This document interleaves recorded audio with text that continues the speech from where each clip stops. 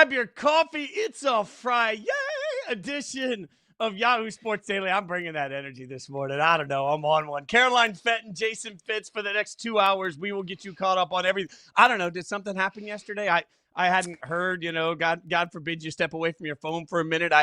Was there Nebraska news? beat Cincinnati. Oh, that's what we're talking. Eurobasket. Oh, U.S. my Open. Here's the thing. Course. Give us a second. We'll get to Micah, but we're going to start this show like we start every single show with 3 points. Caroline Fenton, what is on your mind, my friend?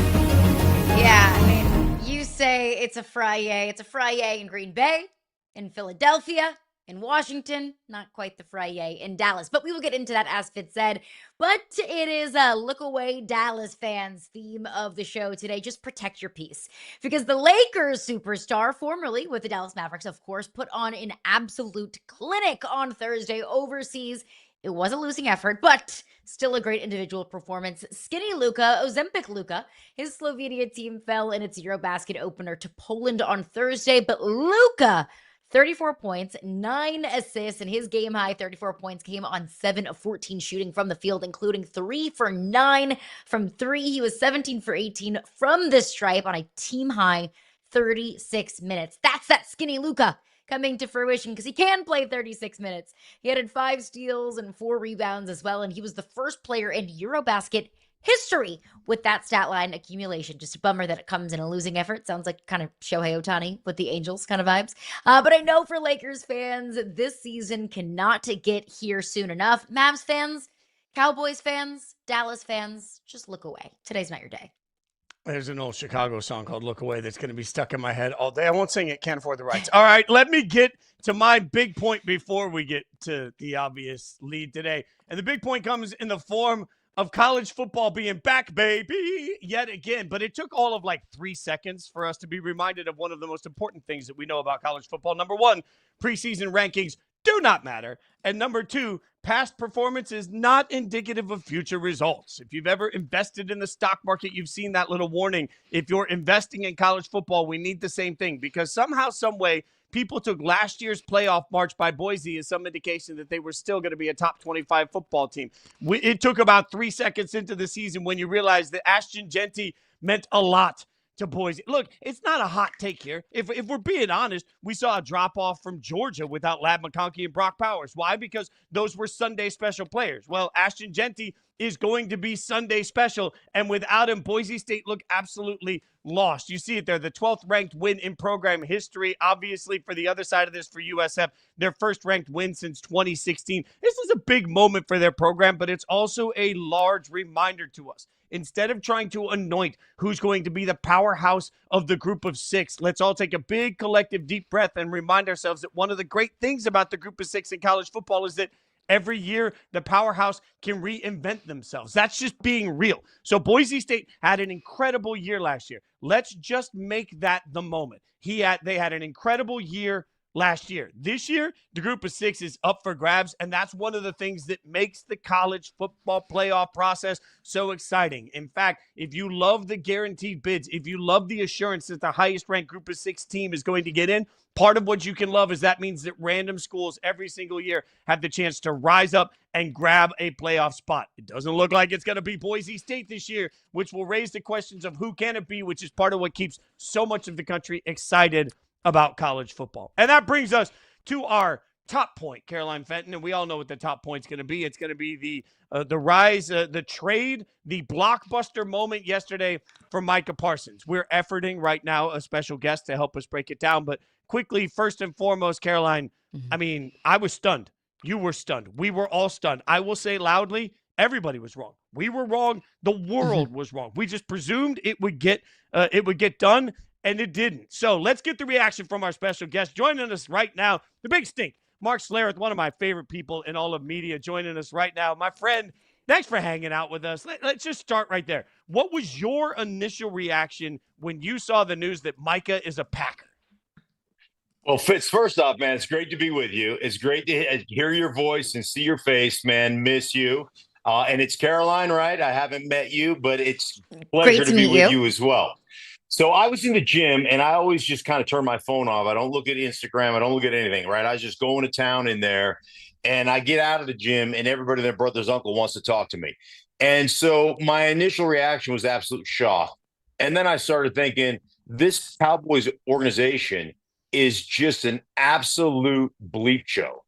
And Jerry Jones, like, you would not allow anybody who ran any of your other businesses to operate this way. You would fire them and burn down their house. What are you doing? You've traded away arguably the best defensive player in the National Football League for a 30-year-old defensive lineman and a couple of first-round draft choices that will probably be in the late 20s.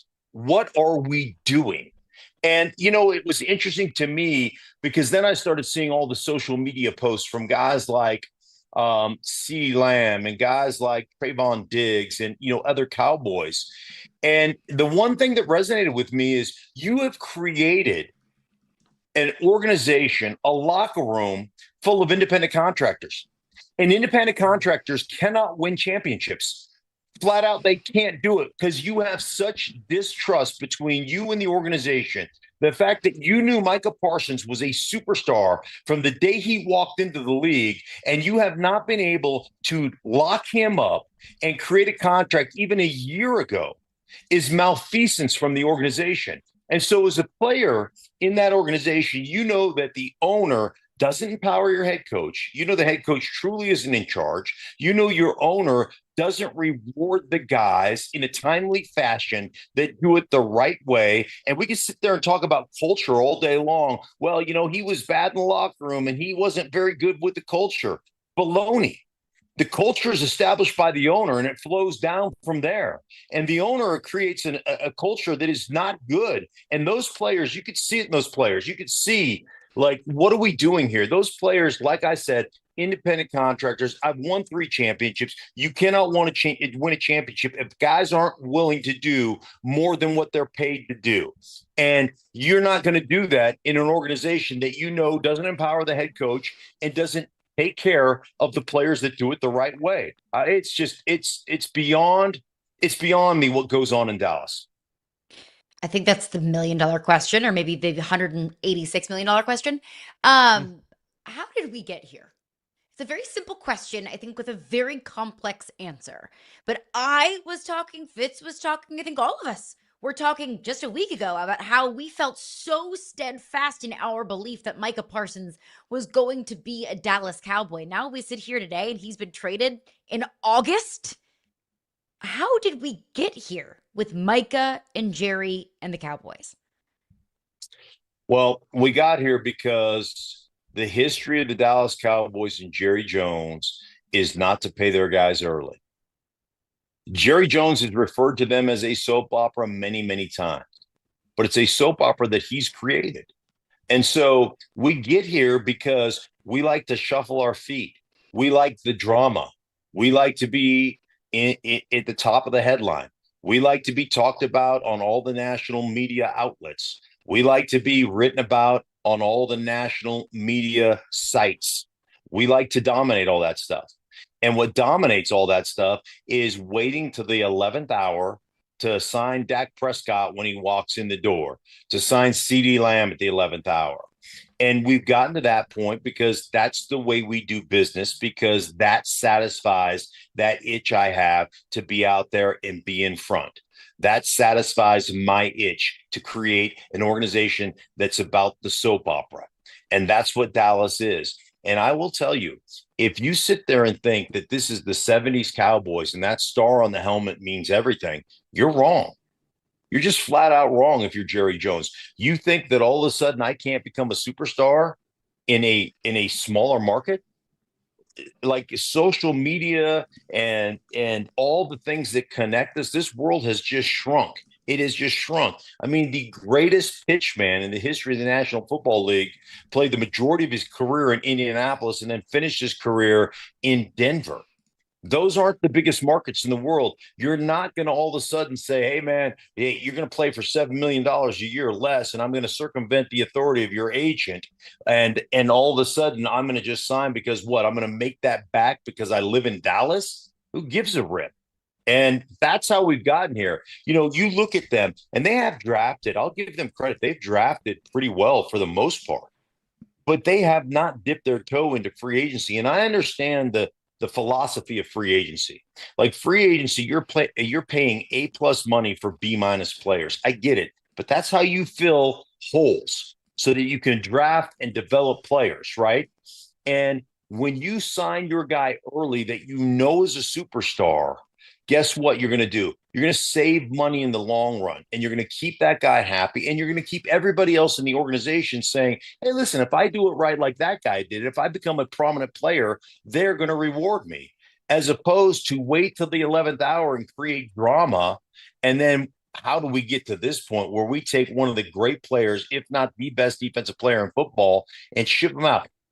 Two guys in the history of the National Football League have started their careers with 12 straight sacks to open up their careers: Micah Parsons and Reggie White.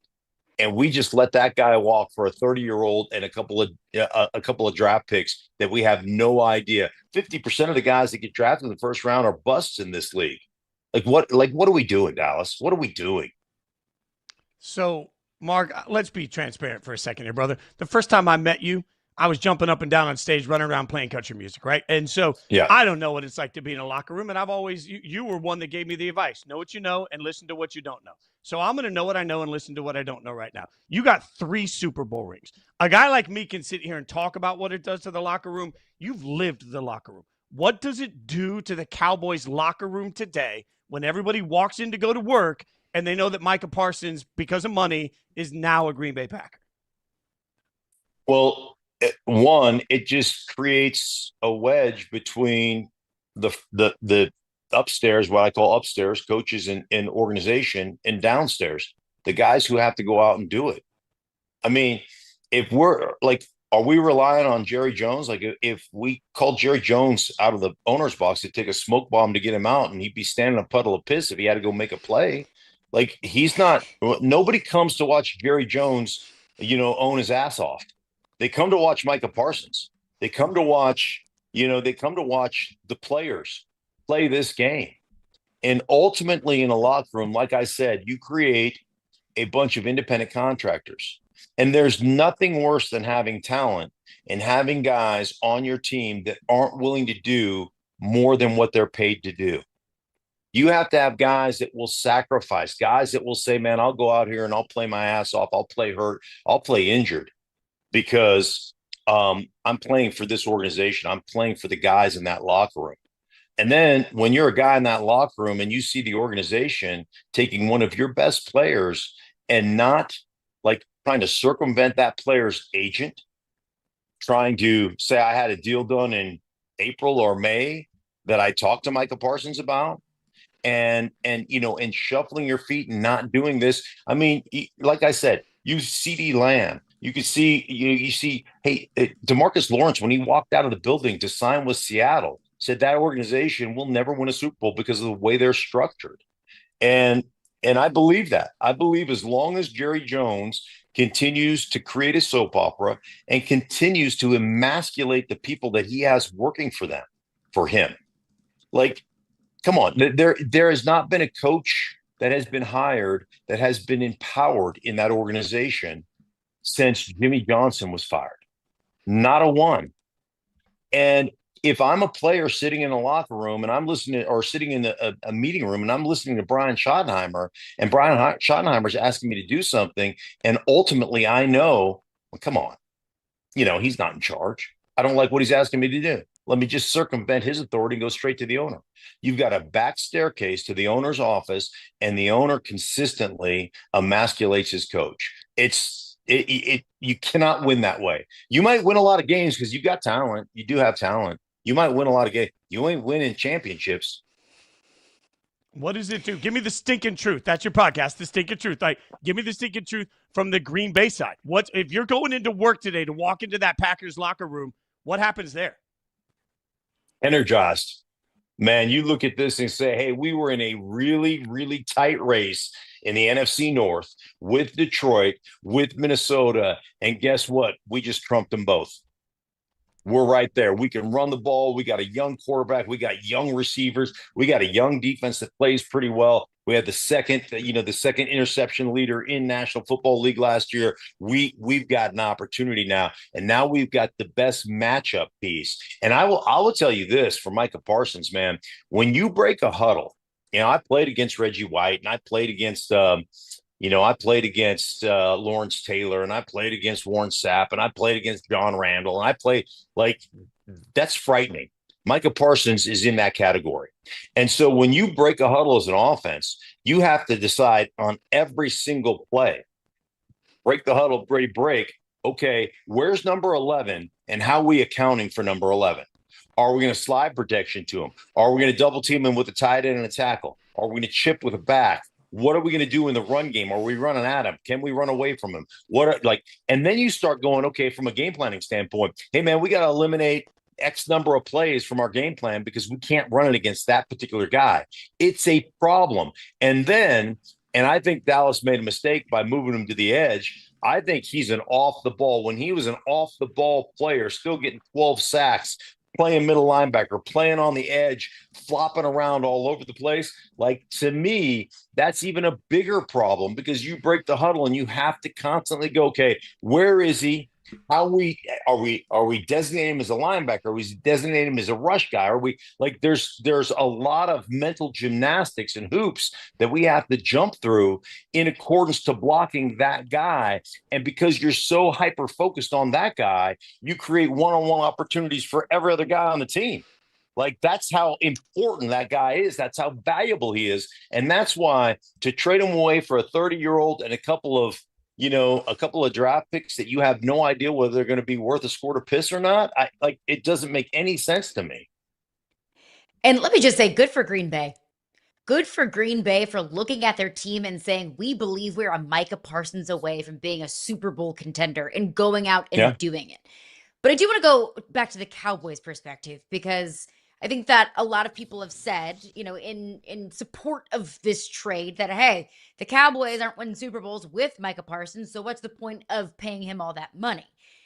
I get that. I don't agree with it, but I do understand that line of thinking. But now the Cowboys are worse. You do not trade away Micah Parsons and get better. So what's the plan in Dallas? What's the plan with Dak Prescott? What's the point of paying Dak Prescott all that money? What's the point of paying CeeDee Lamb all that money if Jerry Jones can look at his team and say, we are not Super Bowl contenders, so I'm not going to pay Micah Parsons? Is there a likelihood, is there a chance that potentially more moves come down the line in Dallas and they tear this whole thing down? Yeah, well, I mean, there's always a chance, right? And you're trying to build through the draft. And like I said earlier, man, I think the Dallas Cowboys have done a really good job with the draft. But the bottom line is you've got a quarterback that you paid a lot of money to. You've got two star receivers. Now, I think that receivers are the most dependent position in football, and I don't believe that that's the way you build championship organizations. But, there are a lot of people that get, excited about having big-time wide receivers. You've got one of the worst defenses in football, one of the worst defenses in football. You've had 3 defensive coordinators in the last 3 years. You're trying to fix that defense. Trading a superstar for a really good player who's 30 and a couple of draft picks that aren't going to affect your team this year is it's punting on the season. It's like saying, hey man, you know what? We're not going to compete this year, but maybe next year we'll compete. But what happens next year when another one of your superstars is up for a contract, or you draft a couple guys in the first round and they pan out, and you shuffle your feet and you don't get those guys signed and you don't do it early? Ultimately, you have to be willing to establish the market early because it's going to save you money late. And Dallas doesn't do that. Pretty much every other team adheres to that philosophy. Let's establish it early. We know we're going to reward our guy. It's going to have an effect in the locker room because everybody gets excited about that guy getting paid. And you have consistently shown your unwillingness to do that. And ultimately, I'll go back to the Dak Prescott contract. Remember when Dak Prescott, the news was hey, the news was he just got an offer to make him the highest paid quarterback in football, and he didn't accept it, and the negotiation went into another year. Well, that comes from the organization, right? Agents don't release that information and then not have their players sign, because there's faulty language in that organization, in that contract. There are things that really make that statement, even though it might be true on its surface, there's language in that contract that make it untrue, or to make it a situation that is untenable for the player. So agents don't release that. The organization releases that information. Why? To pit the fan base against the player. And you've seen that in Dallas, right? Good riddance. He was a bad character. He didn't meet the culture of the Cowboys organization. Well, the guy who sets the culture is Jerry Jones. He's the one setting the culture. So those are the things that go on. So when you see that information come out, like you saw with Dak Prescott several years ago, that is always released by the organization to pit the fan base against the player, as opposed to pitting the fan base against the organization. We made him the highest paid guy. We gave him a great contract offer, and he denied it. He doesn't want to play. That's what they do. And so for Micah Parsons, man, I look at Micah Parsons and say, good for you for having the balls to say, I ain't doing this. And I'm not going to let you circumvent my agent and go straight to me. That's not how it's going to work, because it should never work that way. I am of the belief. Go ahead. Yeah, sorry, Fitz. I just wanted to step in here and say I'm of the belief that as long as Jerry Jones is making decisions for the Dallas Cowboys, they will not win a Super Bowl. I believe that Jerry Jones cares more about his ego than he genuinely cares about winning. How many Super Bowls, well, I'll ask, do you think Jerry Jones has cost the Cowboys more Super Bowls than he's won them? Well, certainly. I mean, you haven't won a Super Bowl since 1995. You're 5-13 in the playoffs since 1995. You haven't made it past the divisional round of the playoffs since 1995. I mean, we can go on and on and on and on. And ultimately, I've said it for the last, since I've been in TV for 20 years. You won't win a championship as long as Jerry Jones is running the organization. And it's been one of those things where people have come after me. Dallas Cowboy fans are mad at me, and now I think I'm simpatico with Cowboy. They believe that I all these years for the last 20 years. They're like, you know what, that dude we hate, Stink was right. We're just not, because the organization is dysfunctional from the top down. And when your organization isn't structured properly, man, I tell you, we talk about players, we talk about athletes, we talk about all these things, man, and we do it a lot. But it starts with ownership. You cannot win a championship in the National Football League if your ownership is not doing it the right way, or not setting the tone from a cultural standpoint. You can't. It's impossible. Brother, we all know the Stinking Truth's out there on YouTube. Everybody listens to it. But tell people what to expect. If they haven't checked out the Stinking Truth, tell people what to expect from your fiery hot takes. Yeah, well, it's all just breaking it down, right? It's 3 days a week, the Stinking Truth podcast. You can find me on YouTube, and we just talk NFL. We talk about all the news. We break down this Dallas Cowboy trade today. Later today, it will release. So just check it out. It's all football all the time. I do illustrations. I break down the game that I called on Fox, so you'll get the leftovers. I mean, I'm one of the, there's 14 of us in the nation that talk to 2 head coaches, 2 offensive play callers, 2 defensive play callers, 2 quarterbacks, 2 prominent, defensive players, 2 star defensive players, and another 12 to 15 players and coaches. And all the things I don't get into the broadcast, I dump it on Mondays on the Stinking Truth podcast. So if you're a fan of one of the teams that I'm calling, you got to make sure you jump onto that, because you'll get insight that you won't get anywhere else. One of the rare shows that not only gives you great takes, but also just flat out makes you smarter. My friend, I always love hanging out with you. I'm just saying it again. You've helped me when nobody else needed to. You've always been great to me. I just appreciate you coming on the show, giving us time this morning. My pleasure. Great to be with you guys. I appreciate you. Take care. Have a great one. Great stuff from Mark Schlereth. Be sure to check out the Stinking Truth on YouTube. We'll give you more on the Micah Parsons trade coming up. Jerry Jones' legacy is just getting trashed. We'll tell you why next.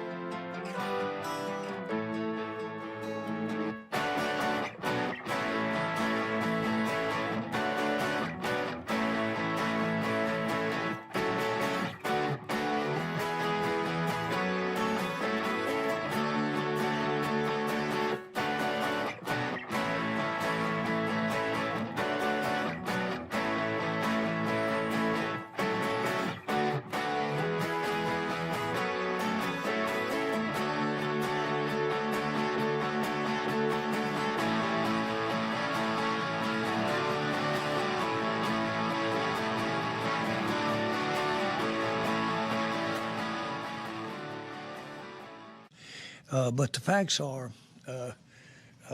specifically, we need to stop the run. And we haven't been able to stop the run at key times. Wild takes from Jerry Jones justifying the trade of Micah Parsons. She's Caroline Fenton. I'm Jason Fitz. This is Yahoo Sports Daily. And man, Caroline, I don't know. Like, I'm having a hard time wrapping my head around all of this from the Cowboys standpoint. Jerry can sit at the podium, but it just doesn't make me feel any better. It doesn't make any sense on all fronts. One, trading away Micah Parsons doesn't make any sense. Micah Parsons is one of the best, and there is a very strong argument to be made that Micah Parsons is the best defensive player in the National Football League. And Micah Parsons is 26 years old.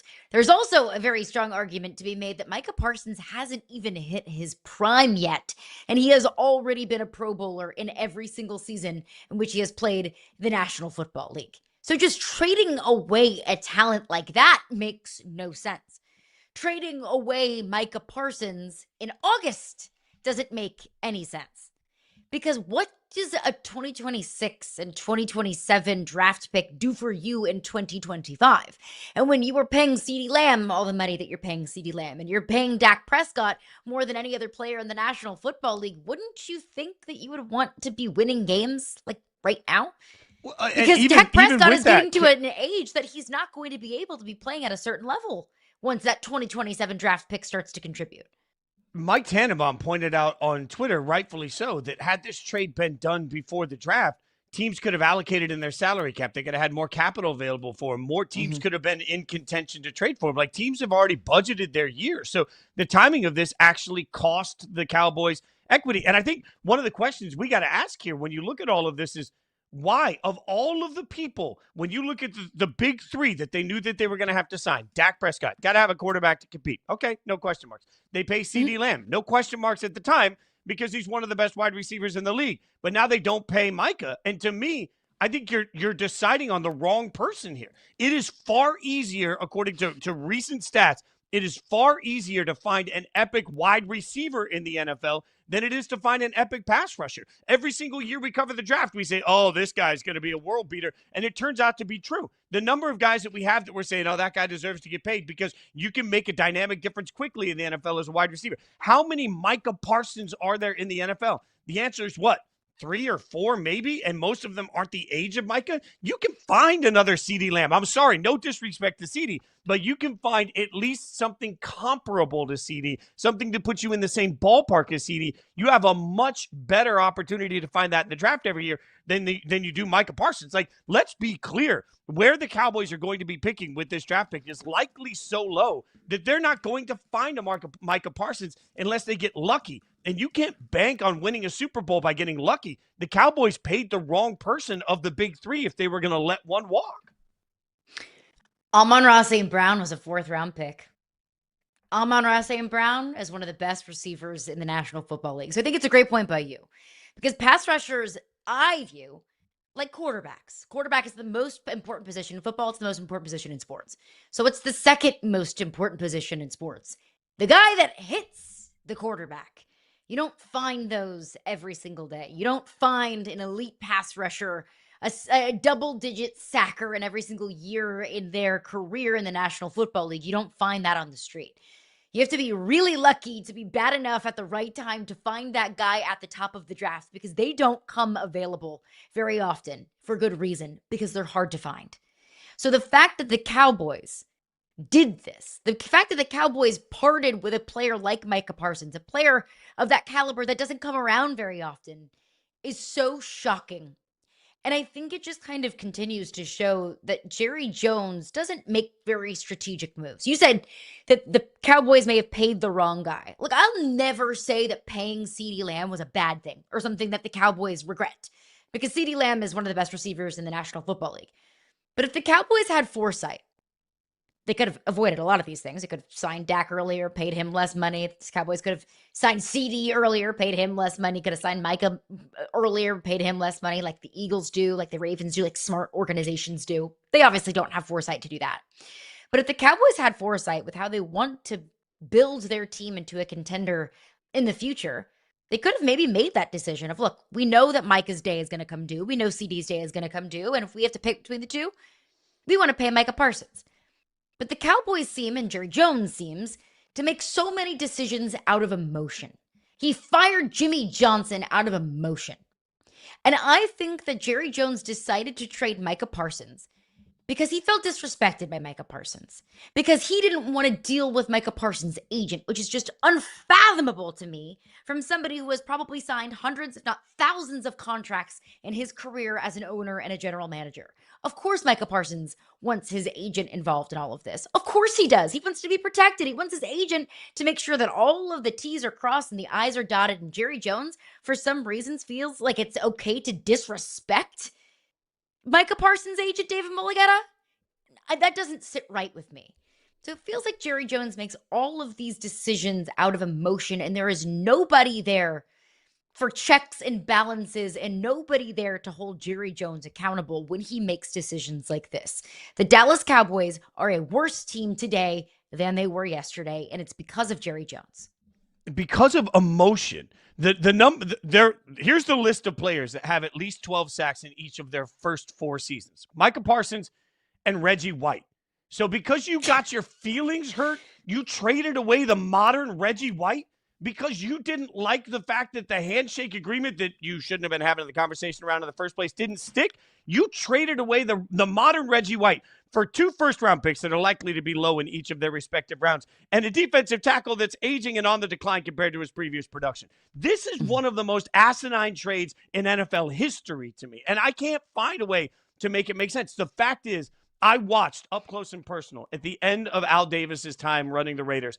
I watched Al Davis sit at a podium and call Lane Kiffin Lance several times because he didn't know the name of his own head coach. I watched the absolute demise of greatness in a franchise. And guess what? We're seeing the same thing now with Jerry.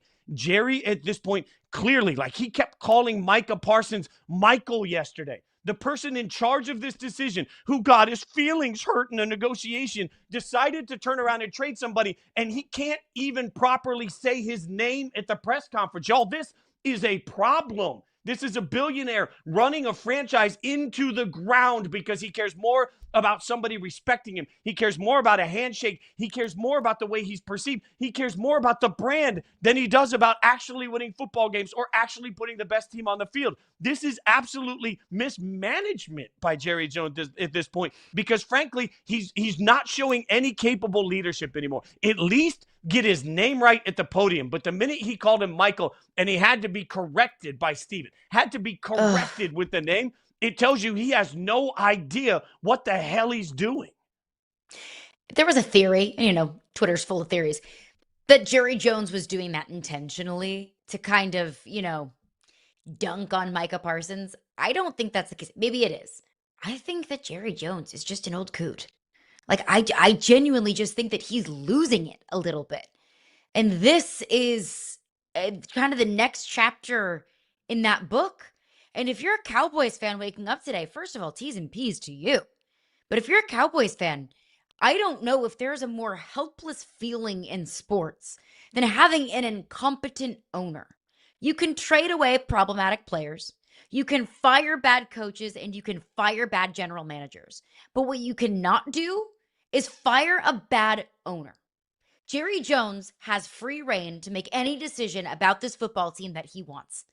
And as long as he is making those decisions, this team will be a far cry from the Super Bowl. No longer is it 1992. Michael Irvin, Emmitt Smith, and Troy Aikman ain't walking through that door to come save you. And I feel really bad for this fan base. And I feel really bad for that locker room. I feel for CeeDee Lamb. I feel for Dak Prescott. I feel for every player in that locker room that feels that much further away from sniffing a ring because Jerry Jones' ego was too big to do the right thing and to do the obvious thing. And that was to pay Micah Parsons what he is worth.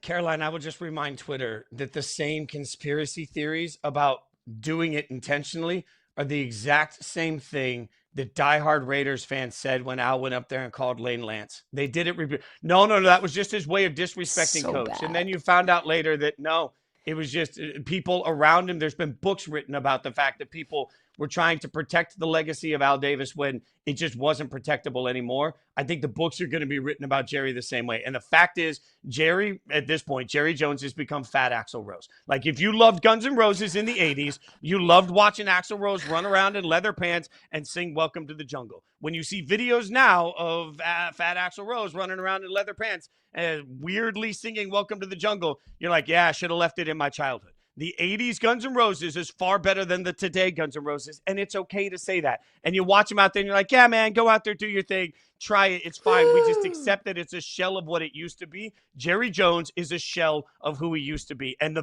the sooner we admit it, the sooner we can actually come to grips with the weird decisions that are being made, and the fact is it's running the Cowboys into the ground. We'll continue to break down all the NFL news and notes you need to know, but lost in all of this, man, it's game day weekend, and it's a special one for all college football fans. We'll tell you about it next.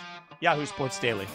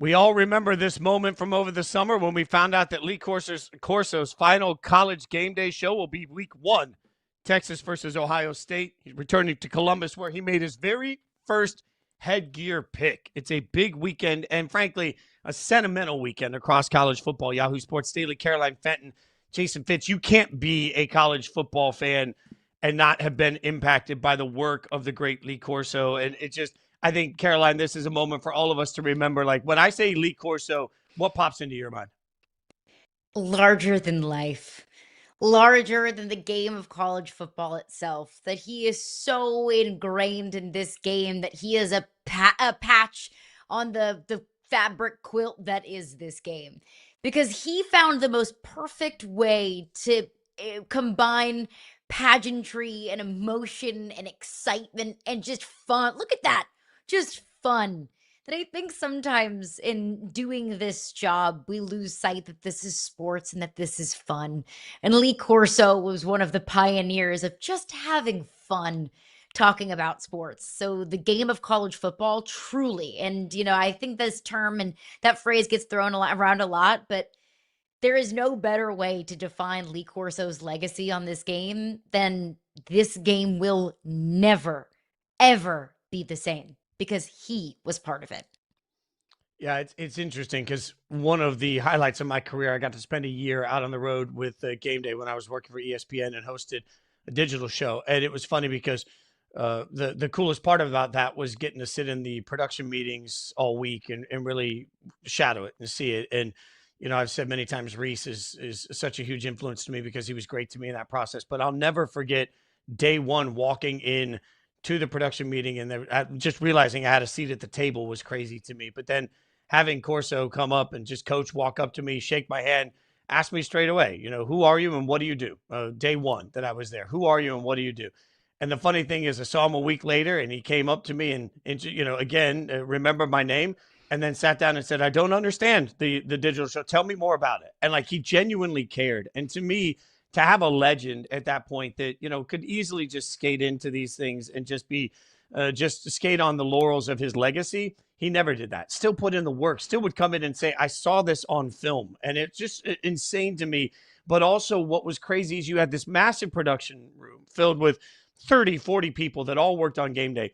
And, Reese would start the meeting and he'd start going around the table. And the minute coach would speak, the entire room just became silent. Every single word that he said mattered to every person there. It didn't matter if it was another analyst. It didn't matter if it was a production coordinator.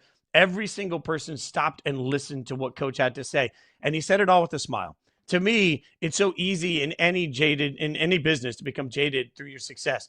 The fact that coach just remained so genuinely happy and in love with college football every week is one of the most spectacular things I've ever seen. And it's something I'll take with me throughout my entire career. So we're all better because of Lee Corso. I'm glad that nobody is continuing the tradition of the headgear because nobody should continue the tradition of the headgear. We should remember that forever. But we'll miss it. As Lee Yeah, we will. We will. Man, we will. We miss it. And game day will find, guys like Pat will find new opportunities to make fun things happen. But generations are just going to be touched. This is going to be an emotion. Everybody's going to be bawling all Saturday morning, especially the guys on that set, because I can tell you honestly, every single one of the guys on that set genuinely loves coach all the way to their core. So with that in mind, let's have a little bit of fun here. We'll hit some games, and this is what we're going to do. We're going to have a little game in honor of Lee Corso. We're going to hit some of the moments in college football that are happening this weekend, but we're going to do it under the guise of not so fast, my friends. So in honor of Corso, looking at Georgia Tech versus Colorado, I would say not so fast, my friend, on deciding Colorado is a flash in the pan. There's still a lot of talent on this Colorado football team. They have a new offensive line coach, which maybe gives them some hope. They've got a dual threat quarterback. And frankly, Deion's got a lot to prove. I don't want to coach Prime in this opportunity with everything he's been through this offseason, with everything that he's gone through on a personal level and his family's gone through, the chance to just stand on the sidelines with a staff filled with former NFL superstars. I am not willing to give up on Colorado still being a relevant football program this year. I would say not so fast on the demise of Colorado. What do you have on this game? Not so fast on doubting Deion Sanders doing anything, period. Pump those brakes. But I will take the other side of that sideline. I'll go with Georgia Tech, and I will say you thought that Georgia Tech was a school for engineering nerds. Not so fast, my friend, because Georgia Tech's entire identity and personality and the foundation of this team is built on being gritty, on being tough, and being physical, specifically at the line of scrimmage. And their head coach, Brent Key, wants Georgia Tech, especially their offensive defensive lines, but just team as a whole, to be the toughest out for any team on their schedule. And they've got a quarterback to match in Haynes King. I will tell you, just go back and watch Haynes King against Georgia. In rivalry week last year, Haynes King was unstoppable. Haynes King is willing to put his body on the line, for better or for worse, but that team is gritty, they are physical, and I think that they are licking their chops at the opportunity to go up against this Colorado offensive line that was shaky, maybe at best, last season. So not so fast, my friend, on thinking that Georgia Tech is just a bunch of engineering nerds out there. No disrespect to the engineering nerds out there. We love you and we need you. I've got an admitted man crush on the way Brent Key approaches the game. Like, everything about him, Matt, man crush. All right, let's go to another game with some not so fast. TCU, North Carolina. I say not so fast, my friend, is a great way to describe the relevance of the North Carolina football program. Like, look, I'm not buying it yet. I got to see it before I buy it. And I just don't know how Bill Belichick's style will translate to college kids. We have no idea how his demands and expectations will translate to the modern college football game, particularly because it is so different than the NFL. And it's easier in the NFL when somebody's signed under contract and you say, okay, like, you don't like it? I don't care. We got you for 3 years. We're just going to make you do this because that's the way it runs. Everybody's essentially a 1 year prove it and, deals in college football. So not so fast, my friend, on the rapid ascension of North Carolina. I just think there's going to be bumps in the road for, one of the greatest pro football coaches we've ever seen that we have no idea if he's a good college football coach. So not so fast on their competitiveness. Yeah, not so fast on that. I'm also saying not so fast to myself and just writing off Bill Belichick at North Carolina. I think it's going to be a train wreck, but maybe I'll hold myself accountable. Say not so fast, my friend. This is still gold jacket Bill Belichick. This is still Bill Belichick, who coached some of the best defenses in the history of the National Football League when he was the defensive coordinator for the New York Giants. So not so fast on that, and also not so fast to everybody saying, I'll go to the team on the other sideline, to everybody saying that TCU and going to the national championship and getting beaten by Georgia in the national championship that year was just a flash in the pan. Not so fast, my friend. Their starting quarterback, Josh Hoover, threw for almost 4,000 yards last year. He comes back. He is that much better, that much more equipped to be the starting quarterback for this team. And the Big 12 is literally anyone's Big 12. If you want to, throw out a bunch of popsicle sticks and each one says the name of a different Big 12 team, you could pick one up and that might be a better bet of who's going to win this conference than really breaking down the data and the numbers and the statistics. The Big 12 is wide open. It is the conference that I, frankly, have a crush on this year. If you need to do anything this year, if you need to watch one conference and you like to just sit back and relax and eat your popcorn and enjoy the chaos, the Big 12 is for you. So I'm not saying not so fast to writing off TCU and not so fast to writing off really any team off in the Big 12. I think we should do a prediction series now where you predict the game, I predict the game, and we let popsicle sticks predict it and see who wins in the grand scheme of things. All right, we're going to continue the not so fast as we get you caught up on some of the biggest action you need. There's meaningful college football this weekend, including Tennessee, and why every single one of you should be rooting for the Vols. We'll explain it next. Yahoo Sports Daily.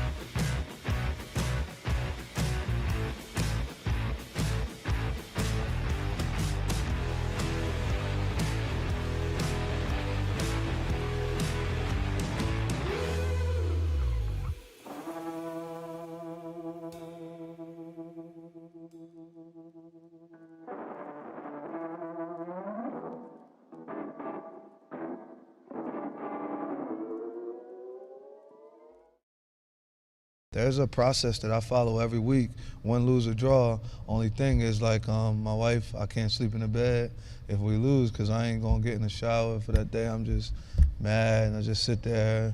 I just brush my teeth. That's what I have to do so y'all won't say my breath stink, but I'm just kind of locked in at certain things, certain ways. I think you gotta earn the right to do certain things. So, winners get washed. You know what I'm saying? I'm a loser. I just kind of waited a little bit. I mean, I think that's Fran Ew. Brown, by the way, talking about winners get washed. But he mentioned he needs to brush his teeth. Like, I think showering kind of goes with brushing your teeth, Caroline. Like, I think that it's fair to be like, his wife was right to say you ain't getting in the bed if you like after a football Hell game. yeah, Like, she's right. Are you I mean- crazy? That's disgusting. You've smelled a football sideline before. It is truly it's- one of the most heinous things that your nose could experience. You're not there gonna shower? there is no, especially when we talk about like outdoors summer games, like if it's hot outside, like there's just a lot of grossness. Okay, so we've been in honor of Lee Corso, we've been going not so fast, my friend, through some of the games. So the question is, will Fran Brown be showering after the Tennessee game? We've got Syracuse, Tennessee. What do you think on not so fast on this one, Caroline? He will not be showering because winners get washed, and I do not believe that Fran Brown and Syracuse will be winners against Tennessee. And look, there's a lot of question marks surrounding this Tennessee football team. Of course, we know the Nico Iamaleava of this past off season, that he wanted more money. Josh Heupel said, not so fast, my friend. So Nico Iamaleava leaves Tennessee, and that left Tennessee in the month of April quarterbackless. So this Tennessee team is a massive question mark, and it starts at the quarterback position. But even still, even with Joey Aguilar, who was a transfer from App State and then UCLA, now at Tennessee, even with Joey Aguilar being a massive question mark about how, where he can rank in the SEC in quarterbacks, Tennessee still recruits at a much higher level than Syracuse. Tennessee still has a much larger NIL budget than Syracuse has. I believe in Josh Heupel before I believe in Fran Brown. I think Josh Heupel has done a masterful job of what he's been able to do at Tennessee. It was not that long ago that Tennessee had the #1 offense in all the land. So all of those things, talent, coaching, I have to give Tennessee the edge here, even with all of the question marks with the quarterback position. If you are rooting against the Vols in this game, I would say not so fast, my friend, because frankly, I hear people all the time yell about the future of college football and when are teams going to stand up to players wanting more money and all of these things that frankly I don't really give a damn about, but you do. So if you care about that, my answer to you is look at Tennessee. All right, if you are a believer that teams need to stand up to players that want an amount of money that doesn't seem appropriate, well, the Vols should be your favorite team in the country this year because undoubtedly to me, they made their situation harder. We'll find out if they made it worse, but there's no doubt that they made their situation tougher by letting Nico Iamaleava leave. There is a moment here where all of a sudden, to your point, they are quarterbackless, right? So if you are Tennessee, a team that has put themselves squarely in that, are they on the fringe of the playoffs every year conversation, and the expectation is that they remain in that situation. If they get great quarterback play, then you should be rooting for that. If it's terrible quarterback play, boy, this sends a message to every team in the future that says, I don't really want to pay this guy because you're going to be scared to do that if all of a sudden it results in 3 or 4 wins. Let's take a look at another game. This is a game of catastrophic implications. Alabama, Florida State. Alabama, Florida State, not so fast, my friend. What would you say? I would say you haven't been the same since that guy didn't eat the dog poop, Florida State. Alabama is a 2-touchdown favorite on the road in Tallahassee. I think that says a lot about Alabama and the belief in this roster. I think that also says a lot about Florida State. If you think that you can rebuild a 2-win football team in one offseason, to you, I would say, not so fast, my friend. I think Mike Norvell is a wonderful coach. Mike Norvell got extended at Florida State for a reason. Mike Norvell led Florida State to an undefeated season and should have been in the college football playoff for a reason. But Florida State has made some missteps at the quarterback position in the transfer portal. He brings in DJ Uiagalelei last year. That was a bad team. There's just no putting lipstick on that pig. That team stunk last year. And I don't think that Thomas Castellanos, who they bring in from Boston College to be their next quarterback, is going to be the answer. I think Alabama is being slept on. this offseason. I really do. Now, the quarterback position, Ty Simpson, he will get his first start against Florida State, so he is a question mark. But in Kalen DeBoer, we trust. Did we forget that Michael Penix Jr. was at Indiana and suffered injury after injury after injury, and we all kind of thought his career wouldn't amount to much, and then he transferred to Washington, and Kalen DeBoer turned him into a Heisman Trophy finalist and a first-round pick? Kalen DeBoer has won everywhere he has gone. Year one at Alabama was not his best, but neither was Nick Saban's first year at Alabama. I'm not saying that Kalen DeBoer is Nick Saban, but I am saying he is one heck of a coach. And Alabama, outside of the quarterback position, which is a question, has one of the best, I would say top 5 rosters in all of college football. So not so fast, my friend, with Florida State being a potential upset for Alabama. When Alabama wins this game, huge, I will be screaming, not Huge. so fast, my friends, on the expectations for Alabama. To me, this game is going to be a statement about how tragically bad this season's about to be for Florida State. I root for Mike Norvell. He's somebody that I got the chance to hang out with in Memphis when he was coaching there, and I was out with Game Day. I believe in Mike Norvell's ability to coach, but it just hasn't come together at Florida State. He hasn't been able to build the roster, and to your point, when you don't have a quarterback, you lose. Now, what does the quarterback situation look like in Alabama? Maybe good, but as much as you mentioned Penix, which I think is an important part of this conversation, I would also just clap back and say, hey, Penix was 87 years old playing college football in an offense he already had some familiarity with. Can Kalen DeBoer develop a guy from ground zero all the way up to what they need to be as a starter at the highest level? I don't know. So I feel some sort of not so fast, my friend, because I think Alabama is a good football team, but Alabama is like every other good football team in the country this year, which means they're going to lose a couple of games along the way. They're going to be right on the edge of the playoffs, and that's not the worst thing. It's just what I think the new expectation for Alabama football should be. So not so fast when they roll to think that that means that the Tide are suddenly back to being Saban's Alabama. There's a lot of college football we're going to continue to break down over the course of the show because it is a racked and stacked, wildly loaded weekend, obviously, in college football with games that actually count. I cannot believe it. It is finally here. We'll continue to break it down in hour number 2. Ryan Day hoisted the trophy. More to come. We'll tell you about it.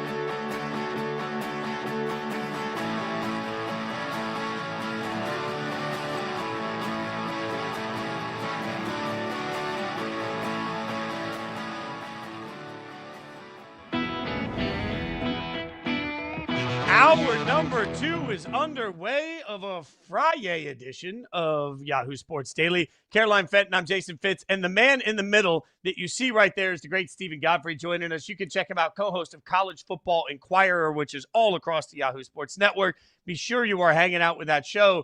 Stephen, longtime friend of both of us. So this is awesome. I feel like we get a big old family reunion, a lot of Nashville on this show, my friend. So we've got We've got college football galore coming into this weekend. So let's start with the game of the weekend because everybody's talking about Texas. What's more important for this year for Ohio State? I know this sounds crazy. I can't believe I'm asking this, but you will be the beacon of logic here. Is it more important for Ohio State to go back-to-back this year, or is it more important for Ohio State to somehow beat Michigan? Oh, beat Michigan. How fast? Yeah. How fast could I say that? Beat Michigan, right? It's beat Told Michigan. you, Fitz. What are we doing? What are we doing? What are we doing here? Like, they don't How raise much time is banners it in for Ohio? beating Michigan. Like No, but they Godfrey, fire this is- people for losing to them, But even should after a they? national title. In No, a of course nation- not. No. Okay, No. okay. Lord, no. No. Oh, there's no logic to this. I guess the top of the segment you said I'm going to be the voice of logic. No. I'm the voice of I know what some crazy people with millions of dollars are going to force other crazier people with millions of dollars to do. No. By all accounts, if you win a national title, you should be good. You should be happy. You should be satisfied. That was a campaign. That was $20 million in NIL, correctly spent last year, right? What do you think they're talking about right now in Columbus? You think they're talking about beating Notre Dame in the title? You think they're the expectation, Fitz, is to go to the Final Four, to go, maybe if you lose in the title game this year with the amount of personnel changeover, that defense being very different, you better beat Michigan. Okay, there are expectations, and then there are mandatory requirements. And Ryan Day has to beat Michigan this year, full stop. There's no analysis needed. It's not about the personnel. It's not about the assistant coaches. Yeah, full stop. You got to beat that guy. Quickly, the troll in me wants Ohio State to just get rolled by 40 to Michigan and then turn around and win the national championship. I want them to win the national championship back-to-back, and then I want the fan base to have to stand up and admit that rivalry games don't matter. Oh, my God. Wow, Fitz. Connecticut is pardoned you, my friend. Wow. Go ahead, Caroline. Bitter. Sorry. That got dark. Diabolical. If you are Ohio State, you have to be the banners were never the point when it came to Michigan, right? There was always more. There was always a level of, we've got football success. Oh, we're the dumb school. Fine, great. We're going to beat you on the field. What has gone on and the physicality with which Michigan has reasserted their identity in the last couple of years deeply unsettles Ohio State. Full stop. And this is also still compounded with a guy named Urban Meyer who hangs around. He's on Fox. He talks about perfect streak, all this kind of stuff. Yeah, there's a lot at play here if you're Ryan Day. And one national title in Columbus, as crazy as this sounds, and I think maybe this would be the case in somewhere like Tuscaloosa, and maybe that's the end of the list. One national title does not buy you favor with your fan base. Isn't that insane to say out loud? It feels gross. But it's real. Yeah, it is. It's real. There are places where Ohio national State title expectations are just out of alignment. There are places where national championships are the expectation, even if they haven't won a national championship in this millennium. Like Texas A&M's last national championship was what? The 1904 Never. World's Fair? Yeah, and Mike Elko is expected to step in and win a national championship, and that's the expectation in his first 3 or 4 years. Like, it's irrational. But that's why I love this sport. It's so stupidly irrational. That helmet right behind you, the standard of that helmet behind you is that everybody should win one national title. Les Miles couldn't write 3 complete sentences, right? He was the international buffoon, and he won a national title in 2007. Ed Orgeron, almost, be it accidentally, by circumstance, mad genius, whatever, puts together one of the greatest college football teams in history in 2019. Fired a couple years later. There are expectations that don't meet reality at a collection of the top programs in this sport, and it is not something that we can measure with logic, but it's also something that we, I think, as a larger fan base, benefit from said insanity. And look, y'all, as much as this sport has changed with money, NIL, transfers, rev share, all that stuff, Caroline, you make a great point. Mm-hmm. If money won you a national title, Texas A&M would be defending their 55th in a row. Money doesn't do it alone. Right. And so many of those teams with national championship expectations, not just with every regime, but this year, Texas, Ohio State, Georgia, Notre Dame, Oregon, Alabama, all of them are bringing in new quarterbacks this year. That's 7 of 10 teams bringing in new quarterbacks. Yeah. What are we supposed to make of that? How are we supposed to project this season when there's much uncertainty at the top? If you're so inclined to wager on sporting events, I would maybe measure out some unders this weekend. I would be very patient if I'm a fan base of one of these schools. We looked it up on our show, I think last week. I want to say it was something like 12 of the top 15 in most of the polls going into this week last year had certainty at quarterback. And this year it's almost 12, 13 of the top 15 don't either have a large uncertainty or someone who's unproven. And, that counts as like Arch Manning is somewhat of a certainty in his talent, but he's obviously hasn't been a consistent starter, right? I think what that means is that you need to exercise patience. The benefit of having breaking in either a new raw talent, be it like a 5-star freshman at Michigan, or just giving someone like Arch the reins to actually start and go drive to drive. Like, how does he look after he throws an interception? How does he look after a bad 3 and out? The benefit of all this is that it's week 1 and we have a 12-team playoff format that, according to the people who run this show, said, all right, we want to reward scheduling intent. We want to reward people who are going out and seeking competition early in the season.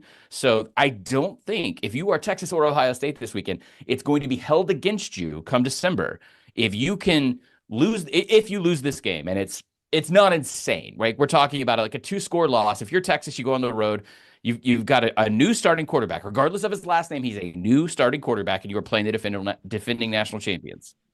If you figure it out, so to speak, highly technical term there, and you catch fire in October, you win through conference play, you go to Atlanta, you go to the SEC championship, I don't think the committee is going to punish you for trying to play the best opponent possible on Labor Day or week 2 or week 3. I think that's where we're headed. So if you have anxiety about a lot of new starters, as a lot of teams do, I think that's okay right now. I think it's more about how do you adjust after week 1, after week 2, and you get into conference play. By the way, the degenerate in the room quickly, Caroline, I would just say you really want to play some bets. First half unders. Everything is so bad in the first half unders are that's glorious. Go ahead, Caroline. I don't know if you guys watched last night. There was some bad first half last night. There was like Cincinnati and Nebraska. You had to make a concerted effort to sit through that game. It was brutal, but it was beautiful, but brutal and all in its own right. One team who lost in week 1 last year ended up making the college football playoff after Clemson lost to Georgia. Now, there's so many more data points. Like some teams that made the college football playoff may have played a cupcake week 1. Maybe some teams that were projected to be championship contenders didn't end up being as good as we thought. There's so many more data points than just win or loss in week 1. But that is the truth. The only Clemson who lost week 1 ended up making the field. Of these 6 teams that are heavyweights on heavyweights, Texas, Ohio State, LSU, Clemson, Notre Dame, Miami, how many end up making the college football playoff in your prediction? Oh. Could this be a year where we run a sort of like a weird kind of chalk? In other words, could Notre Dame and Miami, could Texas and Ohio State, what was the other one that you gave me? LSU, Clemson. I think all 6 could. I think they could too. So is this a bad thing? Are we upset about this? Are we talking about how the sanctity of the regular season has been affected? Or are we just saying, hey, all the problematic elements of college football, there's no centralized form of governance. We can't get everyone on the same page. There's conferences and television networks constantly fighting each other. What if the intent of putting on a good TV product in Labor Day creates that result come December? Are we lesser for it as a fan base? Are we lesser for it as an industry? I don't think so. We want to see these games anyway, right? Mm-hmm. Yeah, 100%. We want to see these games. I think that's. Yeah. I honestly think it's good. Like if a bunch of these teams miss the playoffs, then all that does is the opposite of what we want. Like there's no incentivization. We're de-incentivizing the concept of starting with great. There, it took me a second to get there. It's early. We're de-incentivizing the concept of scheduling great teams week 1.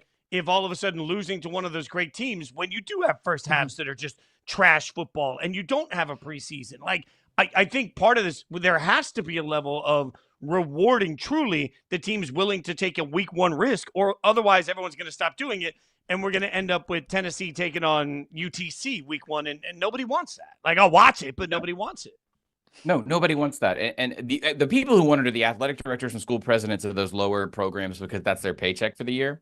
And that speaks to a bigger problem and what goes on way off the field in college sports and how the system is sort of fundamentally broken when it comes to, like, this is a sport right now that says, technically on paper, Alabama and Louisiana Monroe, shout out to the Warhawks, are the same thing. Now, in any other realm, in any other world, English soccer doesn't do that, where there's hundreds of teams, like there's level 5, whatever, like the Wrexham story. Like, no other sport in the world looks at you and says that, like, the Kansas City Chiefs and like the local fire department flag football league are the same thing. Sorry, ULM. We do that. Why do we do this? This is a problem. This is why it took so long to create parity and to create an evenness with the SEC just now going to the 9-game schedule. I get the reservations and, there's anxiety about, are we going to beat each other up too much, whatever. I don't think that the committee is going to do that, mainly just because the SEC has so much influence. But this was a topic for 20 odd years.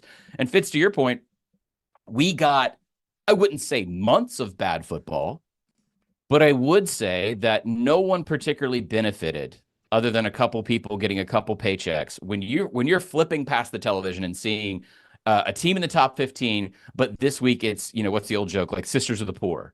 That wasn't benefiting anyone. Once in a blue moon, you would get, let's do it one more time, Louisiana Monroe upsets Alabama in 2007, right? Like that's why I use that example all the time.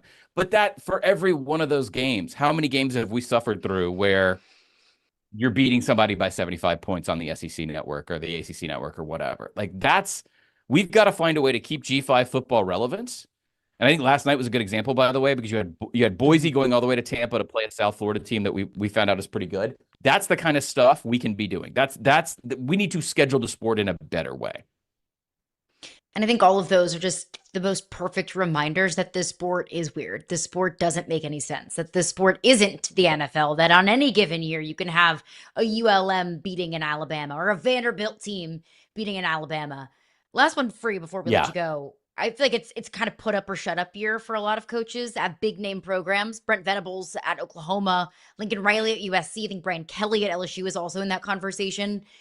Could this be a year for potentially some volatile coaching changes midseason? Or in an NIL world, are coaches' seats or their shelf lives, I'll say, a little bit longer because maybe athletic departments can look at it and say, we'd rather spend money on a roster than spend money on your buyout?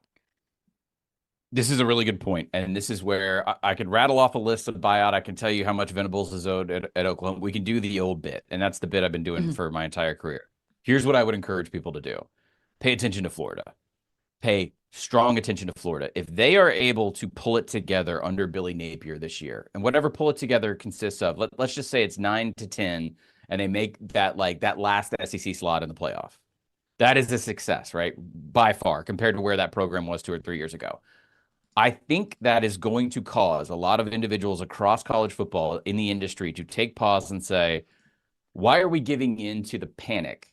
Well, first off, they're going to say, why are we constructing these contracts this way? And I think the agents or the coaches are going to lose a little bit of the advantage there finally. I think the Jimmy Sexton era, I mean, nothing's happening to Jimmy as far as I know, but I think the era of that outsized advantage on one side of the negotiating table might be ending. But I think to your point, what if we put that money into a GM? Or what if we put more money into not just rev share or NIL, but what if we're staffing up in a manner that looks a lot more like the NFL? What if we bring in someone in the player personnel department who's a little bit sharper on how we acquire talent, not from a recruiting standpoint, but one of the really interesting studies that came out this week was what On3 had this, like what the individual leagues on average are paying the individual positions right now. So what if we start to play a little money ball, even at the highest level, where we've got our 20.5, we got our NIL, like we're Florida, right? Multiple time national title winner. We are a dominant program. We are not lacking for cash. But what if rather than eating, I think last year it was 25 range. I think early on when Florida lost to Miami last year, it felt like the wheels were coming off. Oh, that job's got to open, right? Because in the old way, that job had to be opening. That's the way we treated this for 20, 30 years in the modern era of college football. What if we hang tight? We let Lagway develop. By the way, Lagway said if Napier goes, there's no guarantee I'm coming back, which is a whole new thing. That's very NBA, right? The player picking his coach. What if instead of eating these massive buyouts, we first take a look at how the personnel department is working, or could there be something better in the player side of this? Not firing the players. I want to be really clear here. I'm talking about how the front office, if you will, of these colleges is functional or not functional before we decide to spend $30 million buying out the head coach, his offensive coordinators, defense coordinators, entire staff. Which is why I continue to say playoff expansion is going to create more opportunity for coaches to keep their jobs. Just being for some programs, it's like, hey, we're in the playoffs. We're right on the line of the playoffs. We'll make a difference. Check him out. Obviously, College Football Inquirer. You can check it out across Yahoo Sports on the Yahoo Sports Network. Stephen Godfrey, appreciate your early morning with us this morning. Got to have you back soon, my friend. We appreciate you hanging out with us. Thanks. All right, coming up, the real number one team in all the land is Clemson. Sorry, Caroline. We'll talk about it next. Yahoo Sports Daily.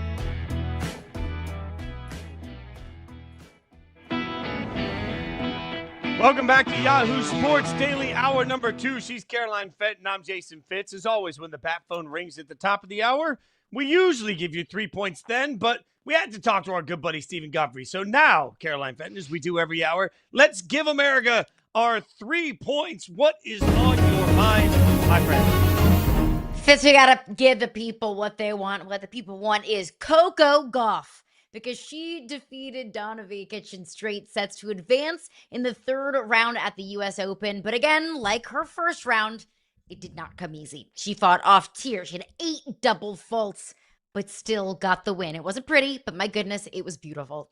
She spoke to the media afterwards and said, today was a really tough match for me, but I'm happy with how I was able to manage. It's been a rough couple of weeks. She said during her on-court interview, and she paused a little bit. She did have a couple of tears. And look, it's been kind of a tough road for Coco Gauff, at least at Arthur Ashe Stadium. She just hired a new coach to adjust her serve, and that has been a hard vehicle kind of for her to get past. But her next challenge is against number 28 seeded Magdalena Frisch. I apologize again if I maybe have butchered that. It'll be an interesting subplot to see if she can get her serving woes under control. She's been trying to work on that with her new coach, but she is still chasing that U.S. Open title. And survive and advance, Fitzy. That's all you need to do. That's all that matters, and God knows we're all rooting for Coco to continue. All right, let me give you the first point on my mind. A superstar might be traded. Stop me if you've heard this before, but it's not the one you think, all right? Now we've got speculation about Connor McDavid. And look, this is his quote, because everybody keeps thinking that he might be on the move from Edmonton. He says he has every intention to win in Edmonton. So there's two sides to this. Let's start with the side of every Canadian hockey fan who says, back off our superstar. Connor McDavid is truly the best player in the league right now and has a chance, I think, to end up being one of the best of all time. I mean, we're talking Mount Rushmore good, right? And so what we've seen out of Edmonton the last couple of years is really close. So we're all sitting here saying, when is it going to come together so that Connor McDavid can bring the Stanley Cup back to Canada? All of these great storylines, especially doing it in Edmonton with all the Gretzky comparisons, it just seems like a natural fit. And if you're a Canadian hockey fan, you're sitting around saying, my God, we've waited so long. Stop sending Lord Stanley's Cup down to Florida. Bring it up here where it belongs. I hear all that. But on behalf of people that love chaos, I mean, kind of want him to be traded to the Kings, right? Like, I know it's too much Gretzky in too many places, but just I lived through what that moment was like. I lived on the West Coast as a kid when Wayne Gretzky was traded to the LA Kings and saw what it meant to the popularity of hockey in the United States overall. The concept of just this symbiotic moment, like we talked about it all the time with Aaron Rodgers, following in the footsteps of Brett Favre. Give me the chaos lover in me just wants Connor McDavid to get traded to the Kings for, a King's ransom, and then all of a sudden the Kings go to the Stanley Cup final again. Like, this just seems too perfect. In all seriousness, though, we've seen Luka Dell. We've seen Micah Dell. I don't want to see another superstar just given up on. And at the end of the day, if you trade your superstar, you are giving up. You're giving up on your team. You're giving up on your franchise. You're giving up on the right now for the future. And if you're an Edmonton Oilers fan, you've been waiting for the future to be what you want it to be since the 80s. The future doesn't matter to anybody. The right now is what matters. You want to see your team win the cup. So I hope he stays in Canada, but also the troll in me would love to see it play out elsewhere. All right, Caroline Fenton, from the ice. I don't want him in Canada. Canada can't win a cup. He needs to win a maybe cup. they He's could. Connor freaking McDavid. Get out of Maybe, Canada. Go win a but come on. championship. Maybe he wins it in No Canada. offense to Canada. And Love look, Canada. It's a beautiful country. where do you think it would be appreciated more? Do you think that Connor McDavid winning the cup would be more appreciated in the entire country of Canada, or in whatever random market he gets? Like, look, Well, of course not. But they're not talking about appreciation. We're talking about winning. Look, I've got a basement full of Stanley Cup championship gear from from the Golden Knights, right? I went to that parade. I went to the Stanley Cup final out there. Like, I'm all in on Vegas somehow or acquiring somebody that is like just right in their way to keep them from a cup right now. So if we're going to bring him to America, bring him to Vegas, I think that'll only – God, hockey fans hate me now. Like, just the fact that I've spoken that into existence. Fitz says, if we're going to bring the best player in the sport anywhere, bring him to my team, please. Yeah. Yeah. I mean, I don't think there's any. Look, Yeah, I mean, you can also fair. take him to the Predators. You can take him to the Preds. Like, that's fine. I've got love in my heart for Nashville, too. So I would enjoy either of that those very teams.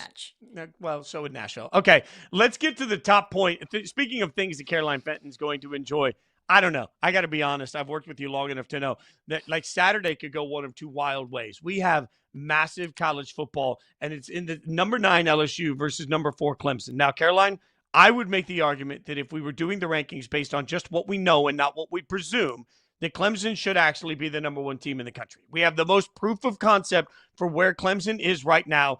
But we don't know anything about Arch. Arch Do we? might be like we More don't know than anything Penn about State? Arch.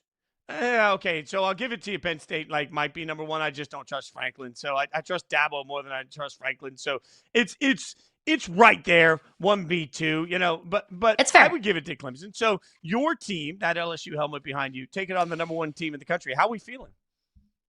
Your number 1 team in the country. And look, I don't disagree with that in the slightest. Like, we have so much of a proof of concept of what this Clemson team is. They have so much returning talent from last year that will be playing on Sundays next year. Like, you can troll me all you want and like try and make me feel really nervous as an LSU fan. I already am.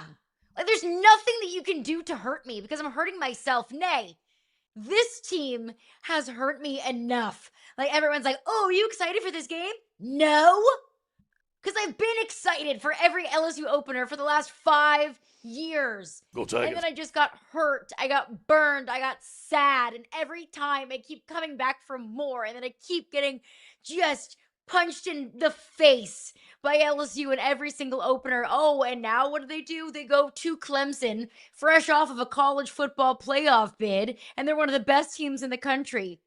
That's what I get after going through misery after misery after misery. LSU has not won an opener in 5 years. And every year I think that it's going to be different. Not this time. Maybe it will be. Maybe it will be. But I'm not banking on it. I think that this is a nightmare matchup for LSU. As I take my purple and gold tinted glasses off, I went to LSU. I graduated from LSU. I covered LSU football for many, many years. It is my favorite team in the world. But I will take my purple and gold tinted glasses off, and I will completely take my fan hat off. There is one position group that I do not feel confident in the slightest. Look, LSU has done a masterful job in the transfer portal this past offseason. They added Berrien Brown from Kentucky, Nick Anderson from Oklahoma in the wide receiver group, Jack Pyburn and Patrick Payton off the edge defensively. I think they've done a great job of hiring coaches. This LSU team feels most equipped for a playoff run than I think any of them have under Brian Kelly, and that's including the Jaden Daniels years.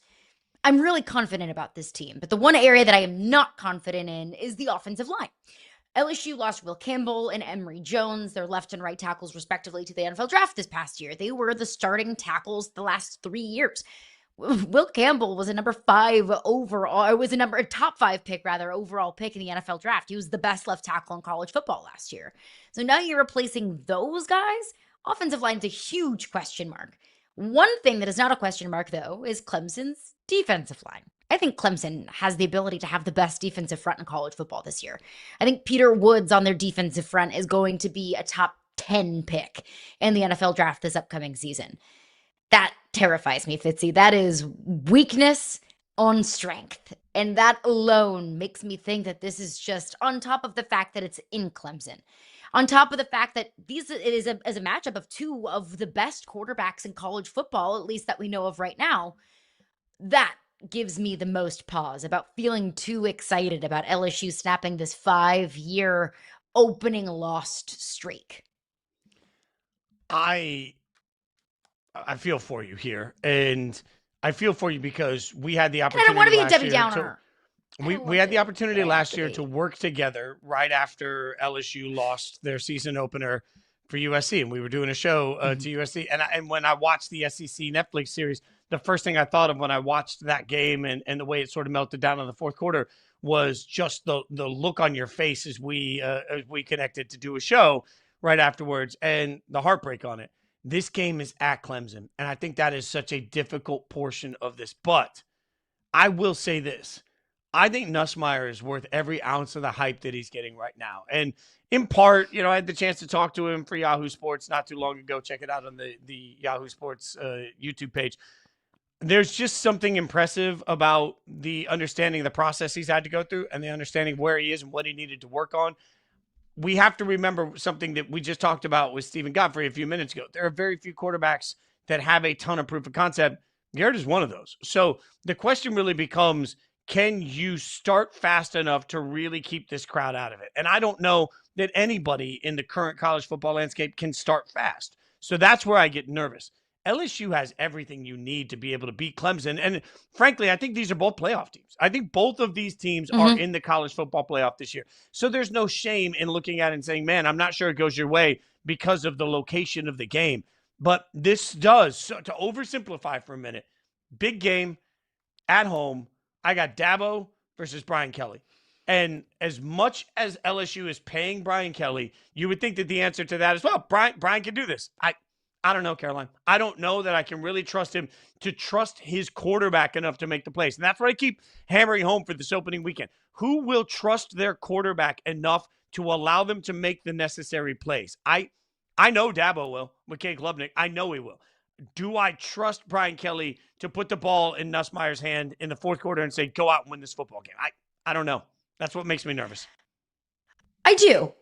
I do trust Garrett Nussmeier to win a game with the ball in his hand. And I do believe that Brian Kelly trusts Garrett Nussmeier to do that.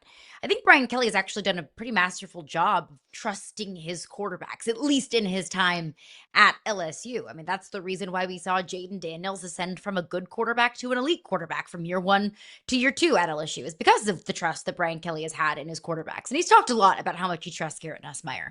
I mean, Garrett Nussmeier has been sitting on the bench, or was sitting on the bench for 2 years behind Jaden Daniels. And Brian Kelly has been able to really kind of educate him and kind of shape him as a starting quarterback. I think, though, my question with Brian Kelly is, and how I don't trust Brian Kelly, is to not do the dumb things and to do the things that feel so incredibly obvious. Maybe You don't elect to receive if you win a coin toss. Doesn't that feel obvious? Not to Brian Kelly. Maybe if you have one of the best running backs in college football, maybe most underrated running backs in college football in Caden Durham. If it's 3rd and 2, maybe you run the football. That feels obvious, right? And I know Brian Kelly doesn't call offensive play calls, but he's got a headset on. He can hear the play calls. There are so many things that just feel very obvious that don't come easy to Brian Kelly. And it's not about starting fast that I'm concerned about. It's about finishing. LSU was up at half against USC. LSU's been up in majority of the halves. I want to say every single game under Brian Kelly in season openers, they've been up. They haven't been able to close. The defense falls through, or it's a stupid turnover, or they're celebrating like they've already won the game. So with closing these games, that's a little bit of a concern for me. But I will say, whoever loses this game, they're still a playoff contender. I hear you on closing. I always go back to something A.J. McCarron told me a few years ago when they were playing in the Swamp, and he said on the opening drive, it was so loud that they couldn't hear the play calls come in, and the field was shaking. And he kept saying the most important thing to do was to score quickly and take the Swamp out of the game. I think when I think about Clemson, I think it's the same exact thing. You've got to take the crowd out of the game, or they'll take you out of the game over the course of any game that matters this much. What if, hear me out. I'm going to build you up here. Clemson last year was 1-3 against ranked opponents, including 2 games where they got shellacked, and they also lost to Louisville. What if Clemson's actually kind of a fraud, a little bit of a house of cards? Like maybe they beat up on an ACC, I should say, an ACC that sucked last year. They're really not all that great, and it's like, great, Cade Klubnik went out and, he beat up on the little fat kids, but that doesn't mean he can handle the actual bullies. Maybe there's something to Clemson is just racked and stacked against lesser opponents, and we're buying into something that isn't real. I'm just trying to build up my friend here. And I appreciate that. You are so kind to do that. I do believe that both things can be true. Like, I do believe that Clemson can beat up on inferior opponents, but also at the same time still be a really good football team. And I think Clemson is. And I think Cade Klubnik is worth every ounce of hype that he's getting going into this season. There's a lot of, top 3, top 5 overall pick kind of buzz surrounding Cade Klubnik. And I do think that he deserves that. I will say one point that I would like to make about LSU. What gives me the most confidence outside of Garrett Nussmeier, outside of all of the players that they added in the transfer portal, the only way that I think LSU is going to be able to be a playoff contender or potentially beat Clemson this upcoming weekend is the defense has to be so much better than it has been. It was improved last year, and they do get Harold Perkins back and healthy. He tore his ACL last year. What gives me hope is their defensive coordinator, Blake Baker. So Blake Baker was first the defensive coordinator at Missouri. And when he took over in 2022, he was taking over a defense that in 2021 was the 113th ranked unit in all of college football. That's bad. And Blake Baker's first year at Missouri in 2022, they were the 56th ranked defense in all of college football. And in his final year in 2023, Mizzou was the 25th ranked defense in all of college football. And that was the year that Missouri really popped off. They went to a New Year's Six Bowl. I look at LSU in 2023, before Blake Baker got there, they had the 82nd ranked defense. It was bad. That's what cost them a potential trip to a national championship game with the best offense in all of college football. Last year, in Blake Baker's first year, they were the 59th. Still not great, but improved. If LSU can be a top 25 defense and pair it with a top 25 offense, which is what they were last year, that's a recipe for success. That's the path, I think, for LSU being a contender and beating Clemson. Am I going to bet on it? No, because I'm a cynic. But I love my team. I really do. This is where my mom would have always reminded that if a frog had a glass rear end, it would only jump once. But I root for you. Here's what I know. Whichever Tiger wins this game will be great. Go Tigers. Had to do it. I had to do that. All right. There we go. From college football and my terrible Tony the Tiger all the way to NFL news. We have frosty jerseys. We'll tell you about them next. Yahoo Sports Daily.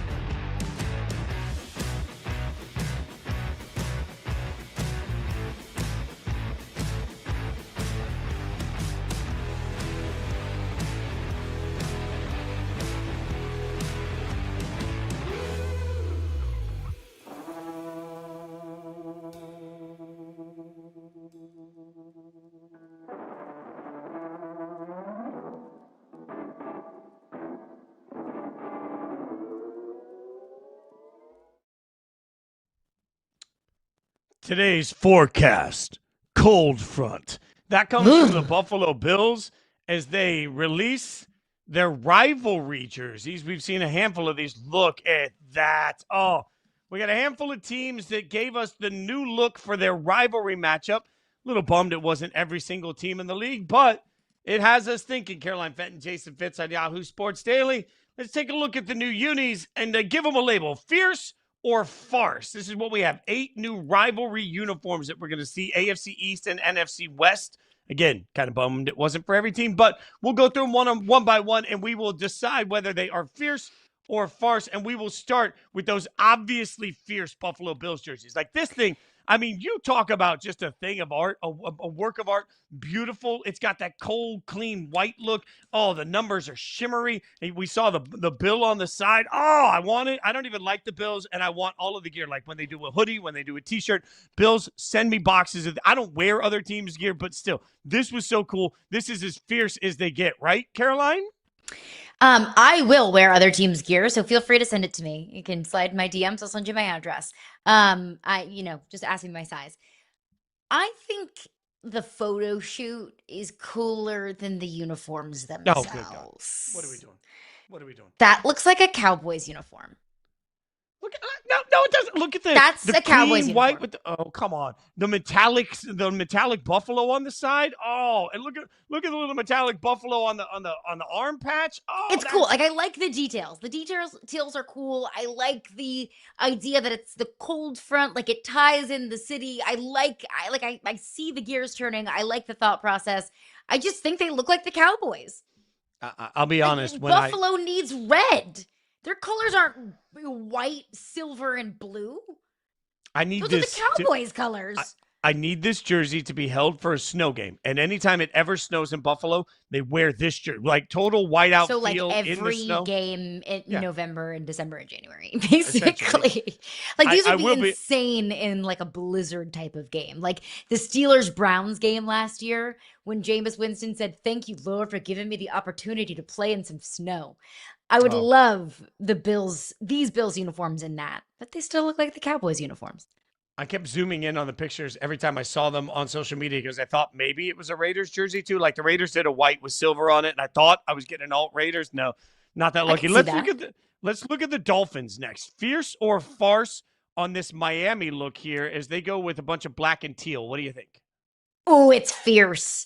I love it. It's clean. And I don't normally love like darker uniforms. I don't like it if it's, black isn't in your color scheme and you go with a black jersey or a black uniform. I love these though. I think the teal and the orange pop so well. Oh, I love these. Big fan. Boring. Fierce. They're farce. They're absolutely.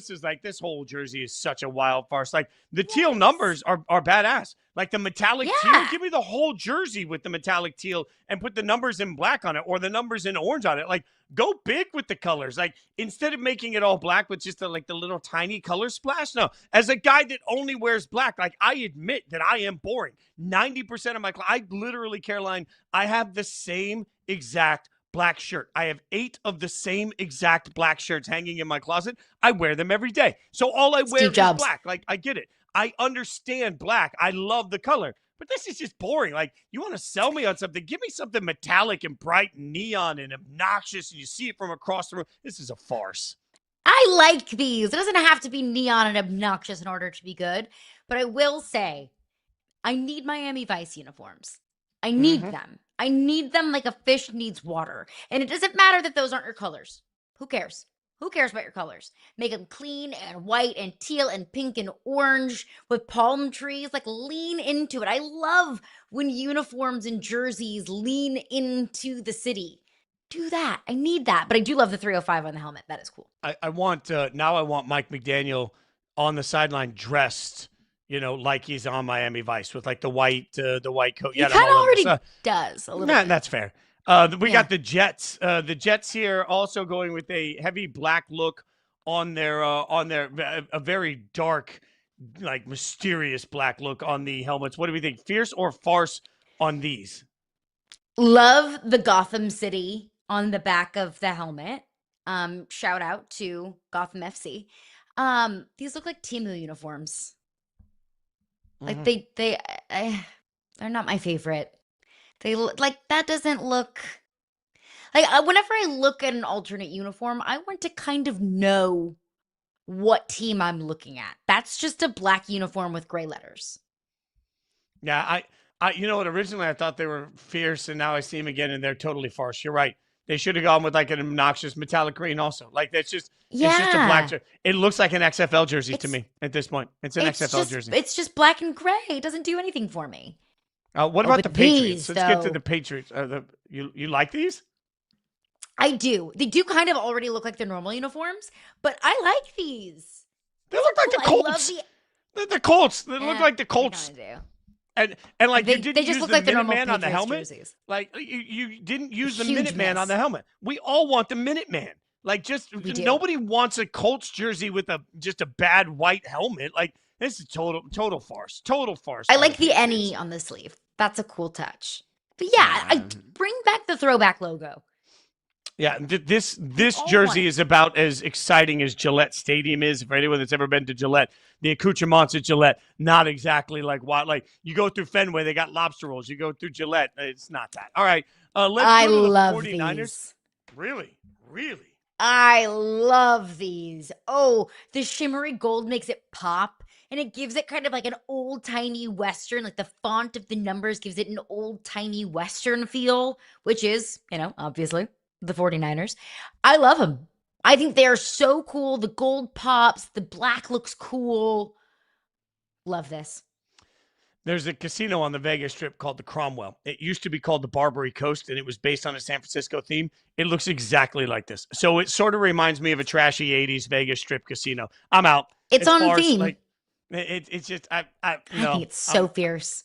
I'm out completely. You can tell I don't like the All Blacks. The Cardinals. Okay, so I thought these were fierce as hell. I thought these were cool. I love a cream jersey, but then somebody said they look like tortillas, and now I can't get that out of my head.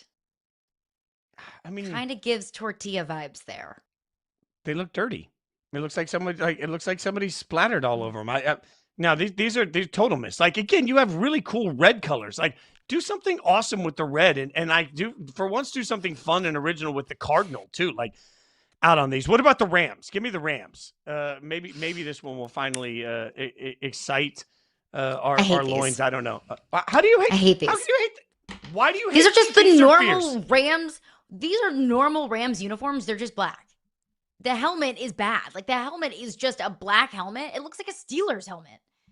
Like this, I hate the new Rams logo. Just FYI, and I hate everything that the Rams have done since they've moved to Los Angeles. There's nothing creative about this. It's just their normal logo. It's just black. I thought it was kind of fierce, but now that you've talked me into it, maybe you're right. Maybe we're going more farce on it. I like the Ram helmet. I'm a fan of the Ram design. Also, I just like I like the Ram design. I just don't like the new logo. Like the logo is not good. That's fair. Let's get one more in here as the Seahawks have done it. And, here's the thing. I immediately said fierce, but as we look at them again, Caroline, you've got me rethinking everything. The Seahawks have done some of the coolest alt jerseys I've ever seen. Like their wild neon obnoxious jerseys. I don't those like are good. Them. I love them. I'm obsessed with their neon alts. This is fine. It's fine. I think the problem is Sam Darnold's not going to make anything look cool. See, no. They're good. They're fine. They're good. They remind me a little bit of I do like the shimmery. I didn't realize they were metallic. I love that. They remind me a little bit of an Oregon Ducks uniform, but Oregon Ducks uniforms are awesome. I think these are cool. I like these. I think these are fierce. I like the metallic. I like the green. There are no neon green.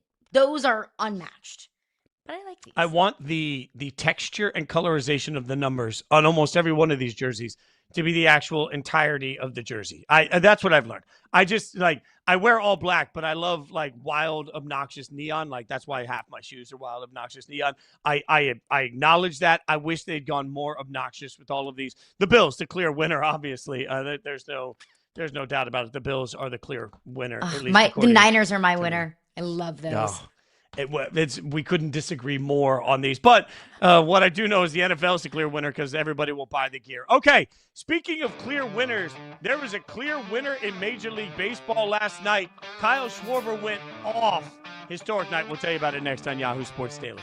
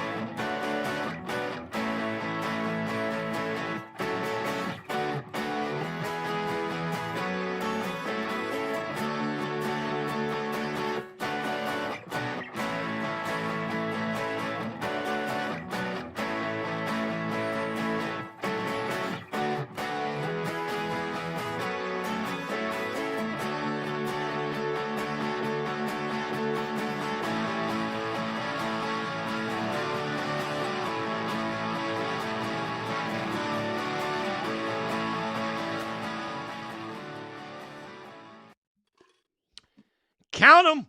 1, 2, 3, 4. That's 4 dingers for Kyle Schwarber.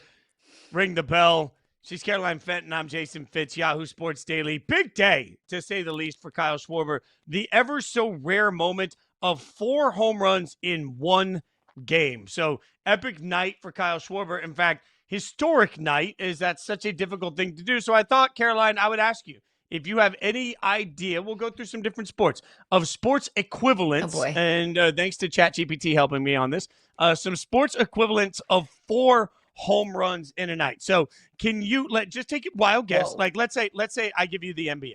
Can you think of something in the NBA you think is as rare as a 4 home run night?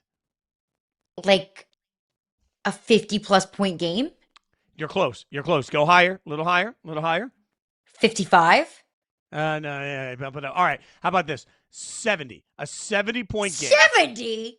A 70-point game has been all right. So it's been done 14 times. 70-point game, amazingly, has been done 14 times by 10 different players. So 70-point game would be the equivalent of a 4 home run night. How about this? I'll give you another one. By the way, 21st player. I should mention that. So 21 times this has been done in Major League Baseball history. I'll give you Where one are these other. 20 other players hiding? 4 home run night. Like, do we have a name for that? It's not like a Baker's hat trick? Like a hat trick and then some? Like a little lanyap hat trick? A dinger or something. There's got to be something. We'll workshop this. There's something there. The year of the 4 homer games, by the way, apparently he's the 3rd person this year to do it. Okay. Wow. We're on a roll. Let me give you another NBA. You ready for an NBA-ism? So 21 times we've seen 4 home runs. I'll give you another 23 times we've seen a 5x5 where you've had the double instead of a double-double, 5x5 where points, rebounds, assists, steals, and blocks 23 times. So in all of those in one game. So how about a golf equivalent? Can you think of a golf equivalent? And shout out to Mike Goldfarb for helping me with the golf equivalent. A golf equivalent? What, like 3 holes in one in an 18-hole round? Oh, I like that. That's a solid guess. The Thank golf you. equivalent. The golf equivalent is the albatross. And so, look, I didn't know what an albatross was until I had a friend hit an albatross, and then all of a sudden, every hour on the hour, I'm reminded that my buddy got an albatross recently. 19 times. So that's a shooting 2 on a par 5. So it's it's a double eagle basically. Okay. So you get 3 under on a par 5, you've got an albatross. So 19 times in a major we've seen an albatross. So 19 times that's a close. How about an NFL passing number? An NFL passing number in a game that would be the equivalent of 4 home runs. Are we talking completion percentage or yards or touchdowns? We're talking yards. A 600+ yard passing game. Oh, actually, you went heavier. I thought it was going to be 600 too. 22 times in NFL history, we've had a 500-yard passing game. So 500 is the equivalent of 4 touchdowns. Yeah, I know. Like that number was I feel lower like than 70 that. points in basketball is way, way, way like more impactful. Like 500-yard passing game, that's still obviously insane. But 70 points in the NBA versus 500 yards passing in the NFL, I thought it would be a little bit more than that, honestly. Well, Schwarber is one of the best of that we've seen throughout the course of the week. Speaking of, let's get you some of the best of the week from Yahoo Sports Daily right now. There are ugly babies. I have yet to see any ugly dogs. Like these dogs That are is all true. beautiful. The biggest drama in this division belongs to the Pittsburgh Steelers. I know where everybody's going to go. If they're good, it's too much drama because they're not as good as people think they are. If they suck, it's too much drama because they were never as good as people thought they weren't. Bill Belichick in his career made over $200 million coaching the Patriots. I would think your sugar daddy could take care of all these things. I don't know. But There can always be more, Fitz. There can That's fair. Rich people didn't get rich by saying I'm rich enough. I'm not a boat guy, and I'm also not a Russ guy. I think, like Caroline said, he lost a lot of balls, I'm guessing. When you going back, you be like, Arnold Palmer was the last one to do it. Come on, man. That was not the same. That was a Ryder Cup when the sports people were, see? They really knocked the Sally out of that one. Come on. Who was engaged first between Taylor Swift and myself? Suck it, Taylor. It was me. The Nifty Fitzies, which, by the way, not nearly as intimidating as the Fightin' Fentons. Like the Nifty Fightin' Fitzies, they sound like a plucky little team. They sound like a bad barbershop quartet. I just can't imagine, the Sunday scaries that you get after you check your bank account, after ordering, a couple of honey juices, because that is not a cheap drink. I don't even want to say it. Is it Brian Dable? I didn't say that. Nobody heard me. Can I take it back? Can we rewind? I know we're live, but can we stop? Can we pause? Can I just give myself maybe some time to walk around and think about what I just said? But I kind of trust Brian Dable with the development of Jackson Dart. Dable's going to get fired. I just don't see any way that Dable holds his job this year. What if Jackson Dart I ends up being a top 10 quarterback in the league over the next 2 years? If I turn around and I go to the convenience store today and I buy a scratch-off lottery ticket and I pay my mortgage that way, that's a great story. But that's not what I'm banking on. I love the challenge on MTV. I love Survivor. I love things like that. But you know what wins Emmys? Succession, Game of Thrones. Like, those are the types of shows that people are expecting the Cowboys to be. They're sick of just the Real Housewives Bravo level drama that is this franchise. When I think about A-Chan, I feel like Seth Rogen in Step Brothers when he's interviewing Will Ferrell, John C. Reilly, and they show up in the tuxedos. And at first he's like, this seems odd. And then the more weird things they do, eventually he's like, no, this is definitely strange. The tuxedos were weird. Big Dumper, worst Just needs a nickname in all of peach. sports. The Big Dump. The Big Dumpiana. Ooh, I'm pleading with you, Dumpkin please, love of God. spice latte. Oh, there are certain things. So good. Like the Big Dumpy is I don't know, juicy. I don't know. But shout out to Hutton doing great work putting that together. It absolutely. I think we've said this a little bit, Caroline. I want to echo it again. Like, we are a new show.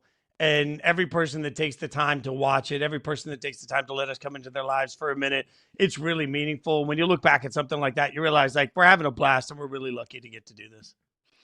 It's something I will never take for granted, that there are a million different options for you to listen or watch anything that you might want, and you have very, very valuable and precious time. And to spend that time with us, for us to be your choice, it is something that I will never take for granted. It is something that we appreciate so much. And another thing that we appreciate are wonderful, esteemed producers who put all of that together. Hutton, Josh, and Mike, you guys are the best. That was amazing. Let's do it again next week. Yeah, I mean, I think we probably should. Labor Day weekend coming. We won't be here Monday for Labor Day. We get to spend Labor Day. Like, you doing something wild and crazy for Labor Day? I am not. I will be working on Labor Day, but my fiance's mom is in town, so we're going to show her around our new city. doing a fun dinner tonight, hitting some breweries. We're watching college football on Saturday. So just a fun, kind of low-key, chill weekend. Good food, good football, good vibes. Yeah, I keep saying, like, I had all summer to hang out with my friends. I don't need you right now. Like, I need football this weekend. That's all I need. This and we have time's so not many for games. you. Like, and I'm not like the number of people that have put all this work into figuring out how they're gonna like grill out and all that. Like, I don't want to work. I don't want to work at all while I watch football. I just want to watch football. So for my entire career, I've had Saturday responsibilities during college football season. This is the first time, because we're lucky enough to do this, that I don't. Mm-hmm. So I'm just gonna get, I'm gonna be on one. You're going to engage in activities. There's gonna be a lot of football, a handful of edibles, and it's just gonna go. The weekend's gonna go where the edibles take me. That's what I know. What I know is we will be back Tuesday morning with a glorious edition. And again, I can't echo it enough. On behalf of everybody that works on this team, it means the world that you guys take the time to hang out with us every single week. Hang out with us Tuesday morning, 9 a.m. We'll be right back here. She's Caroline Fenton. I'm Jason Fitz. Thank you so much for watching Yahoo Sports Daily.